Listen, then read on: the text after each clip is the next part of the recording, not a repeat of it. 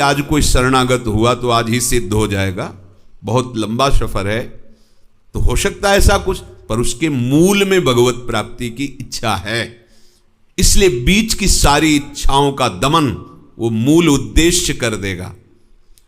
बीच में अनिच्छा दिखाई दे रही, पर मूल में शरीर राग, शरीर भोग में सुख बुद्धि है, और वो उस अनिच्छा को देख करके बोल रहा बीच वाले को, और बाहर क्रिया हो रही इच्छा के अनुसार। तब ये प्रश्न होता है कि इच्छा तो हमारी नहीं थी, पर आप मूल में नहीं झांक पाए। जो मूल में संग्रह भोग का राग बैठा है, वहीं से इच्छा प्रकट हुई है। विचारशील जो मनुष्य है वो पाप करना तो नहीं चाहता, पर भोग संग्रह की मूल में इच्छा होने पर ना करने योग्य वो पाप कर्म कर बैठता है। इतनी प्रबल होती है ये वासना। दुर्वासना मम सदा परिकर्षयन्, घसीटती, आकर्षण, घसीटना। इतना बोलने में जब समय लगा, इतने में वो भ्रष्ट कर देती है। भ्रष्ट का मतलब तन्मय कर देती है अपनी वासना में।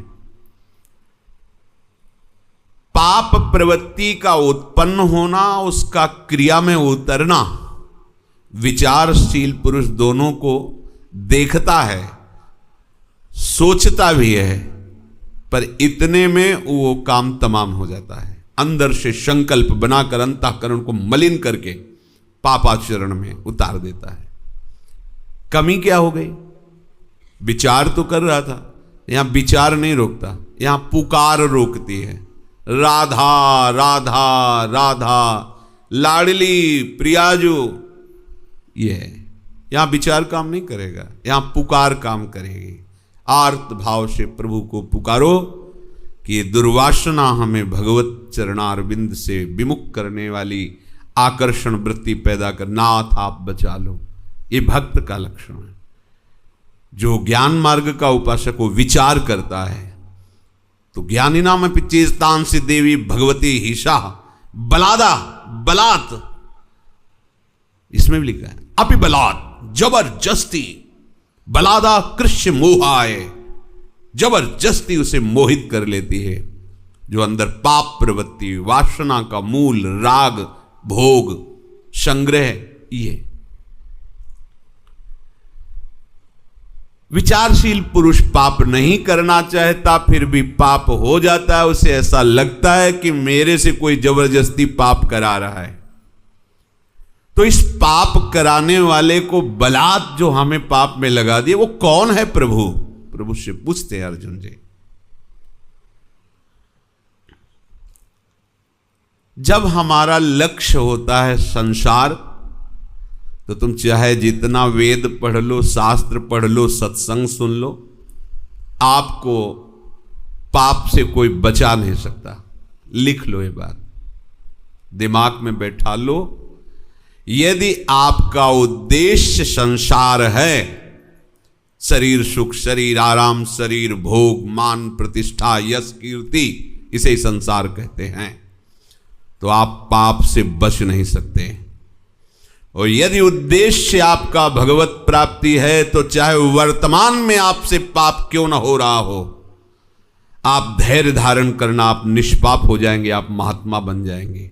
ये भगवान के वचन हैं। अपिचेत सुदुराचारो भजते माम अनन्य भाग, साधुरेव समंतव्य सम्यक व्यवसिता हिस्सा।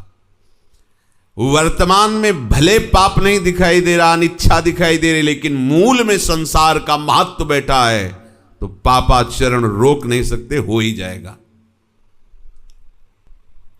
ये विचारवान पुरुषों को भी जबरदस्ती पाप में लगा देता है। कौन है?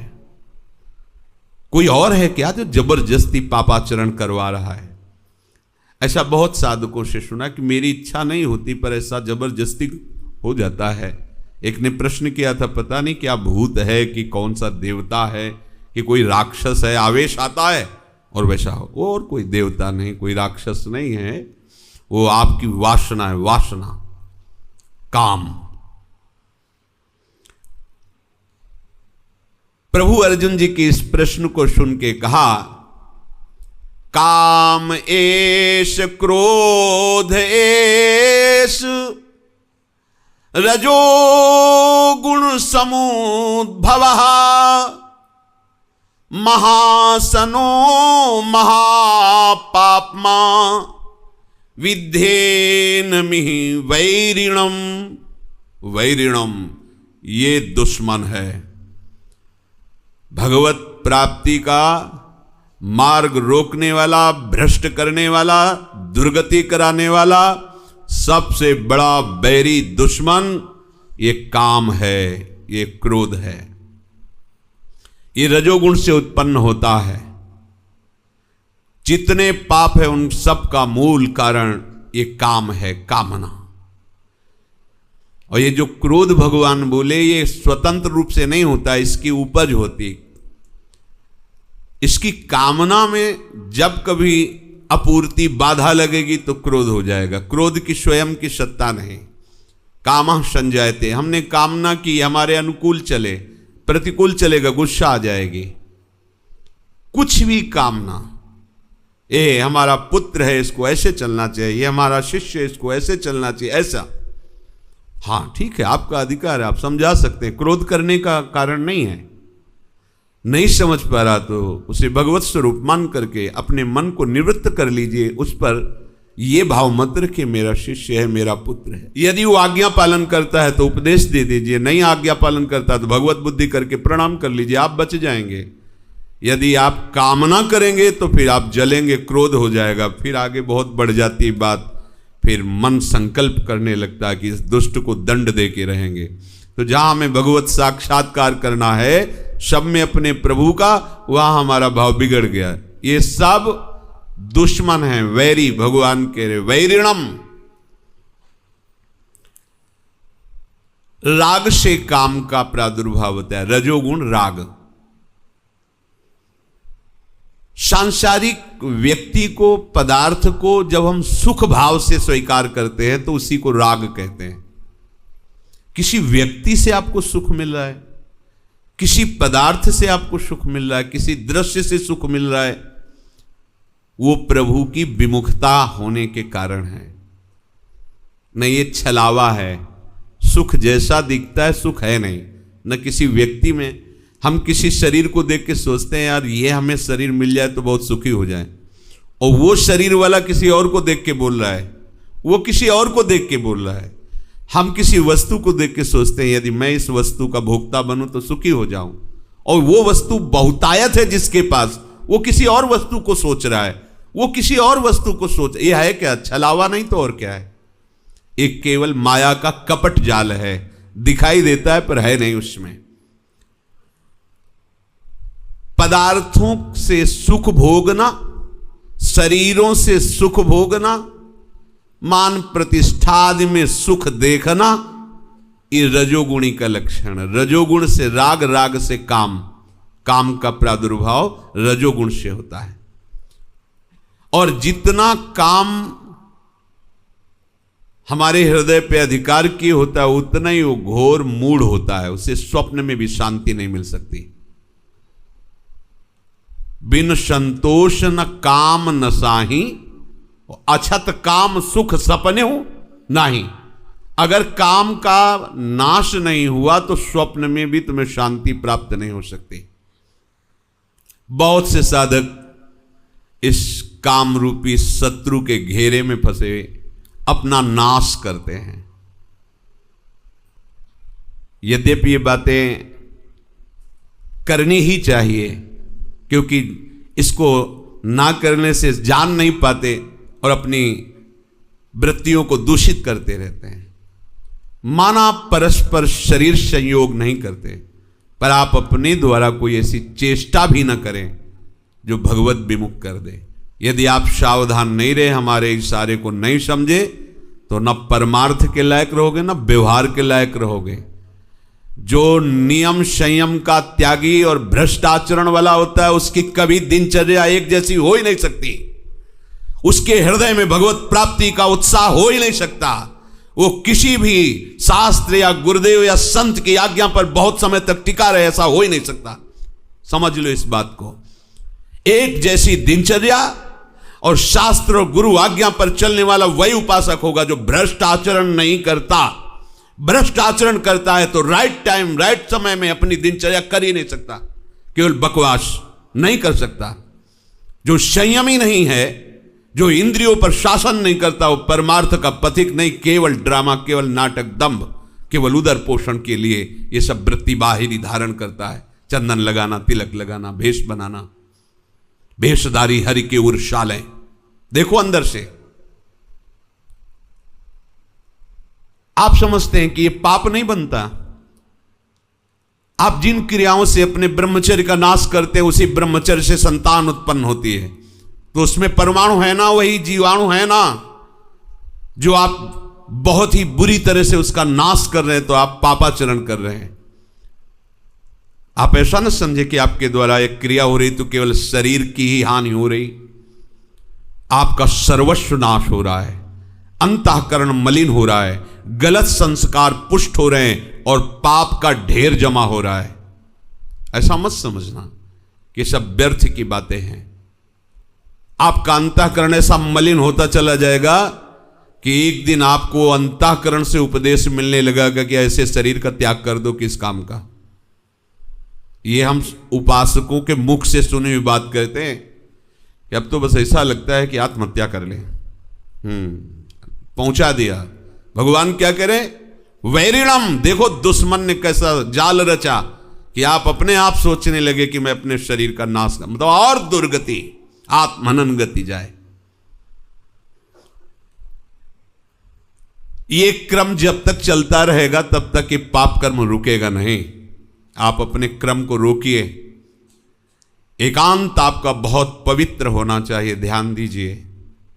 ऐसा मत समझो कि कोई डांट नहीं रहा, कोई देख नहीं, सब देख रहे हैं, देखने वाले देख रहे हैं, पर वो इसलिए नहीं बोल रहे हैं कि जब तक आप छोड़ने की चेष्टा नहीं करोगे चुप रहेंगे। भगवान देख रहे हो, क्या बोल रहे हैं आपसे, वो बोल रहे हैं, मान रहे हो क्या? तो जब रोगे, चिल्लाओगे, पिटोगे, जब फिर अपने आप तुम्हें समझ में आएगा कि आज्ञा पालन करना ही अनिवार्य है। अगर एकांत केवल रहने से भगवत प्राप्ति हो जाती तो सियार, बिल्ली, चूहा ये सब बिल में रहते, इनको भगवत प्राप्ति हो जाती। मन को मार करके शास्त्र और सदगुरुदेव की आज्ञा में जिसने जीवन बलिदान कर दिया, जीवित मर जाए उलट आप में समाए, ये कोई खिलवाड़ समझते हो परमार्थ का मार्ग? जब तक गुरु आज्ञा का पालन नहीं तो जान ही नहीं पाओगे परमार्थ किसे कहते। केवल बकवास।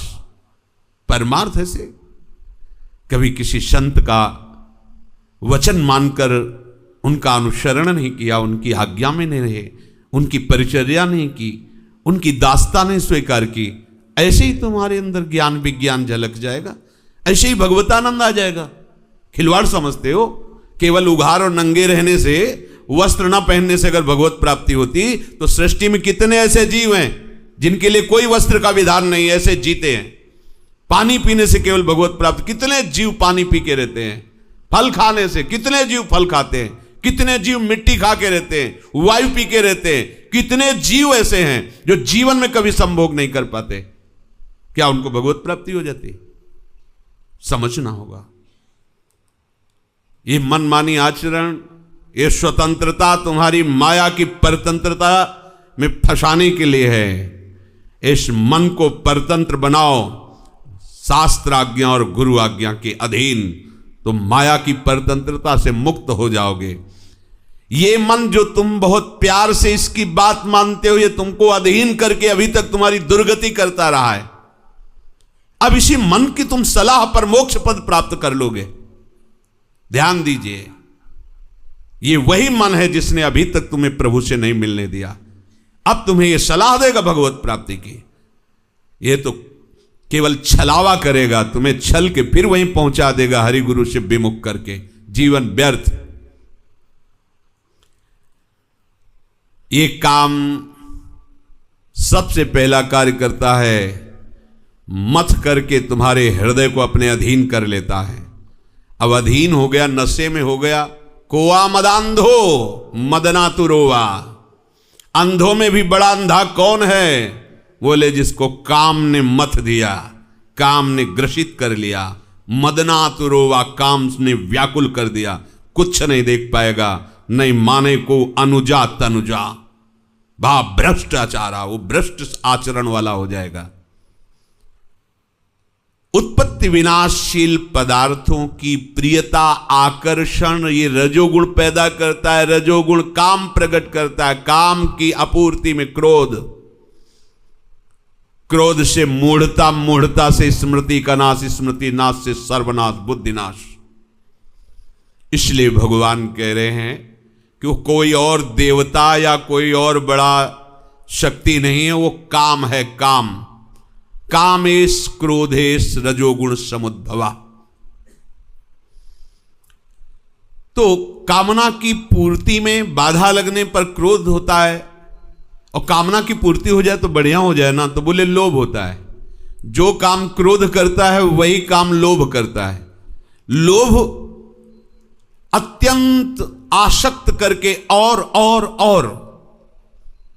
वो मूढ़ता ऐसी पैदा करता है। क्रोध हिंसात्मक वृत्ति पैदा करके मूढ़ता करता है, और दोनों की मूढ़ता में स्मृति का नाश होता है, और दोनों से सर्वनाश हो जाता है, चाहे लोभ हो या क्रोध हो। और दोनों की उत्पत्ति काम से है। काम की पूर्ति में लोभ और काम की अपूर्ति में क्रोध।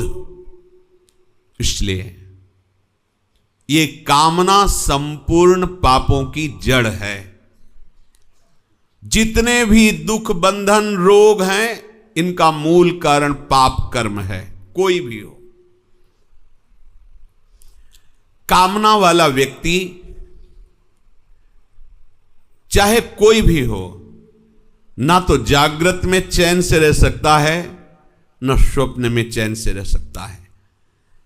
जो चाहते हैं ये मिल जाए, ये मिल जाए, ये भोग लूं, ऐसा हो जाए, लौकिक पदार्थ, व्यक्ति, वस्तु, स्थान, वो सदैव दुखी रहेंगे, अशांत रहेंगे।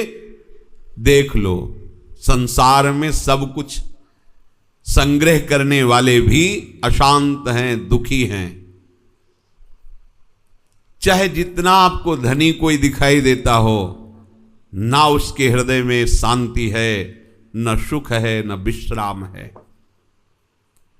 न जाने कितनी परेशानियां उनके दिमाग में हैं, क्योंकि कभी धन और भोग संग्रह से किसी को शांति नहीं मिली।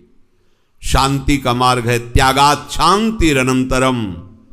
त्याग से शांति का मार्ग प्रकाशित होता है, भोग से, संग्रह से, राग से नहीं। जो नाशवान पदार्थों की इच्छा करता है और अपने को उपासक मानता है, समझ ले क्या है वो। उपासना के मार्ग में जब कदम रखा जाता है तो इसमें यह नहीं सोचा जाता कि काश हमारे पास ऐसी व्यवस्था होती तो हमारा भजन बन जाता। नहीं नहीं नहीं, आप जो अनुकूलता की मांग कर रहे हो, मन वासनाओं का जाल रच रहा है। जैसी परिस्थिति ठाकुर ने आपको दी है वो ठीक आपके योग्य भजन के है। बस आप अपने मन को हरि गुरु अधीन करके भजन कर लो। व्यवस्था की चाह, परिस्थिति का बदलाव, फिर भजन, भूल जाओ, भजन नहीं होगा। जैसी परिस्थिति डट के भजन करो, अपने आप हर परिस्थिति आपके चरणों में झुकी रहेगी। कोई भी ऐसा नहीं कि आपको भजन से विमुख कर सके। अगर परिस्थिति से भजन, भूल जाओ भजन करना की बात कि हम भजनानंदी है। भजन से परिस्थिति, कैसी भी परिस्थिति, हर परिस्थिति तुम्हारे अनुकूल होगी, क्योंकि भजन चल रहा है। वो अनुकूल परिस्थिति मिले तब भजन, तो भूल जाओ भजन वो वस्तु नहीं है। बड़ो ही कठिन है भजन ढिग ढरिबो। ऐसे थोड़ी है कि आप लंगोटी लगा लो, वस्त्र बदल लो तो भजन तुम्हारे पीछे डोलेगा। ऐसा नहीं। भजन तभी हो सकता है सही माने में जब हमारी कहीं कोई ममता आसक्ति ना हो, क्योंकि यही ममता आसक्ति तो अंतर डालती है हमारे चिंतन में। वो आप वासना, परिस्थिति की अनुकूलता, मन की अनुकूलता, फिर भजन, ये तो बिल्कुल व्यर्थ की बात है। भजन करना ही नहीं चाहता हो, वो केवल भजन के नाम पर ढोंग करता है, अनुकूलता की मांग करता है, अपनी वासनाओं की पूर्ति चाहता है, आवश्यकता की पूर्ति चाहता है, स्पृहा रखता है। कोई भी उत्पत्ति विनाशशील पदार्थ हमें कामना नहीं करनी। ध्यान रखो, हमारे प्रियतम हमें जो योग्य समझेंगे वो स्वयं भेज देंगे। जथा लाभ संतोष, हमें संतोष करना है। जैसी परिस्थिति है, जैसी व्यवस्था है, जैसी शरीर की स्थिति है, जैसी मन की स्थिति है, पर हमें भजन में संतोष नहीं करना। इन बाहरी बातों पर हमें संतोष करना है, पर भजन में संतोष नहीं करना। 4 घंटे कर लिया हो गया। जगने से लेकर सोने तक और चेतना से लेकर मृत्यु तक हमारा प्रयास पूर्ण रूप से भजन का ही हो। चाहे जैसी परिस्थिति को लेकर जिसका भजन डगमगाता है, कच्चा है वो। सच्चा परिस्थितियों में हर परिस्थिति को अनुकूल बना लेता है, हर परिस्थिति को आनंद ही आनंद का अनुभव होता है।